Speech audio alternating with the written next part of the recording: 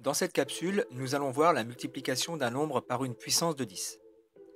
N étant un nombre entier strictement positif, lorsque l'on multiplie un nombre en écriture décimale par 10 puissance n, on décale la virgule de n rang vers la droite.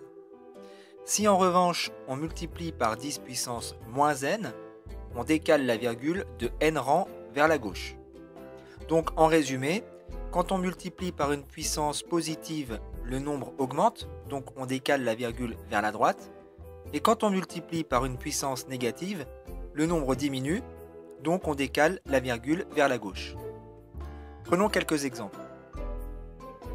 A égale 4,3 fois 10 puissance 3. On multiplie par une puissance positive, donc on va décaler la virgule vers la droite. Si besoin, on ajoute des zéros. La virgule, qui était en première position entre le 4 et le 3, se décale de 3 rangs vers la droite et arrive donc en quatrième position. On obtient que 4,3 fois 10 puissance 3 est égal à 4300. À ce stade, c'était plutôt facile, car on sait que 10 puissance 3 est égal à 1000 et que 4,3 fois 1000 est égal à 4300. Autre exemple. B égale 12,7 multiplié par 10 puissance moins 2. Cette fois-ci, on multiplie par une puissance négative, donc on va décaler la virgule de 2 rangs vers la gauche.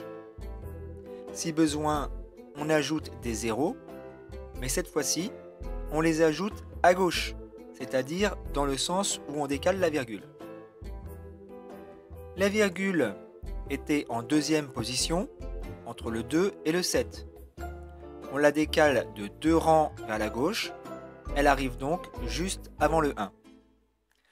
On est forcément obligé d'ajouter un 0. On a alors que 12,7 multiplié par 10 puissance moins 2 est égal à 0,127. Dernier exemple, C égale 0,00123 multiplié par 10 puissance 4. On multiplie par une puissance de 10 qui est positive, donc on doit décaler la virgule vers la droite. Ici, on va la décaler de 4 rangs vers la droite.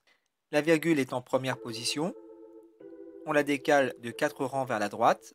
Elle passe donc en cinquième position, entre le 2 et le 3. Et on obtient que C est égal à 12,3.